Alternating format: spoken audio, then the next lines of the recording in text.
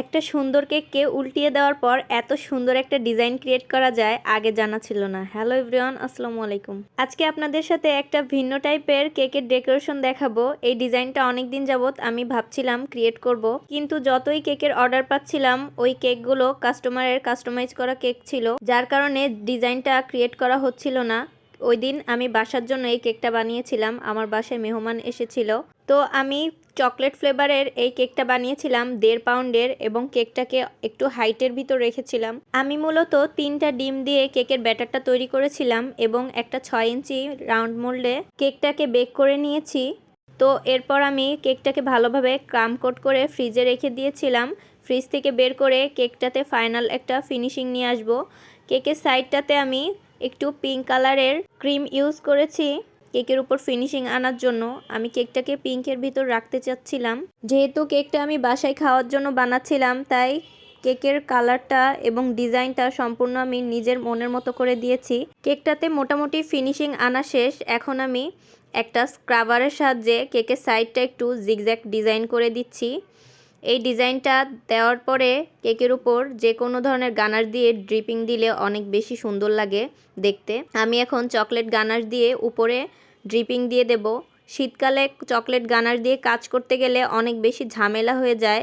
কেকের উপর গানাশটা দেওয়ার সাথে সাথেই কেমন জানি শক্ত হয়ে যায়, গানাশটা কাজ করাটা অনেক বেশি মুশকিল হয়ে যায়। তো যাই হোক, কোনো রকম আমি অনেক কষ্ট করে গানাশটাকে একটু ছড়িয়ে দিচ্ছিলাম। কেকটার উপর গানাশ দিয়ে ড্রিপিং দেওয়া শেষ। এখন এটাকে 10 মিনিটের জন্য ফ্রিজে রেখে সেট করে নেব।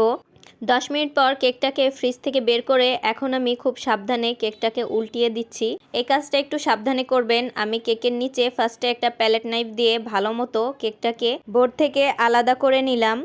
এখন আমি আরও একটা বোর্ড ব্যবহার করব এই কেকটাকে উল্টানোর জন্য। উপরে এই বোর্ডটা দিয়ে আমি একটু চেপে ধরবো এবং নিচের বোর্ডটাকে আমি হাত দিয়ে উল্টিয়ে দিচ্ছি। আপনারা দেখলেই বুঝতে পারবেন আমি কিভাবে কাজটা করলাম। এখন দেখুন কেকটা ঠিক কেমন লাগছে দেখতে। এখন আমি কেকের উপরের অংশটাতে একটু ক্রিম দিয়ে কেকটাকে ঢেকে দিচ্ছি যাতে দেখা না যায়। কেকটা ডেকোরেশন করতে করতে আমার অনেক হাসি পাচ্ছিল যে এই কেকটার সাথে আমি কি করছি। তারপর কেকের উপর একটু ফিনিশিং নিয়ে এসেছি। এখন একটা 2F নজেল দিয়ে কেকের উপর আমি ফুল তৈরি করে দেব। আমি হোয়াইট কালার ক্রিম দিয়ে কেকের উপর এই ফুলগুলো তৈরি করেছি। এই ফুলটা তৈরি করা একদমই সোজা। হাতটাকে একটু সামান্য পরিমাণে প্রেস করে দিলেই ফুলটা তৈরি হয়ে যায়। এখন কেকটার মাঝখানে যেই ফাঁকা অংশটা, এখানে আমি চকলেট গানাশ দিয়ে দিচ্ছি। আমি কোনো পাইপিং ব্যাগ ছাড়াই গানাশটাকে বাটি থেকে সরাসরি ঢেলে দিচ্ছি। এখন কেকটাকে একটু উপর নিচ করে গানাশটা ভালোভাবে কেকের উপর ছড়িয়ে দিচ্ছি, যাতে কোনায় কোনায় ফাঁকা অংশগুলোয় গানাশটা ভালো মতো চলে যায়। যেহেতু আমি এই উপরের অংশটায় কোনো প্যালেট নাইফ ইউজ করে গানাশটা ছড়িয়ে দিতে পারবো না, কারণ ফুল তৈরি করা অলরেডি শেষ। এখন এই ফুলগুলোকে আরও বেশি সুন্দর করার জন্য আমি একটা স্টার নজেলের ভিতর রেড কালার ক্রিম দিয়েছি। আমি হালকা পরিমাণে রেড কালার ব্যবহার করেছি। এই ফুলগুলো তৈরি করে দেব। আমি সবগুলো ফুলের মাঝখানে যে অংশগুলো ফাঁকা ছিল ওই ফাঁকা অংশে স্টার নজেল দিয়ে এভাবে ফুল তৈরি করে দিচ্ছি। একইভাবে আমি মাঝখানের অংশটাতেও ফুল তৈরি করে দিলাম। এই দেখুন কেকের লুকটা। এখন আমি এই ফাঁকা অংশটাতে মাই লাভ লিখে দিয়েছিলাম। কেকটা দেখে একটু কাপল থিম কেকই মনে হচ্ছিল, যেটা কোনো অকেশনের জন্য তৈরি করা যায়, যার কারণে আমি এই লেখাটা লিখেছি।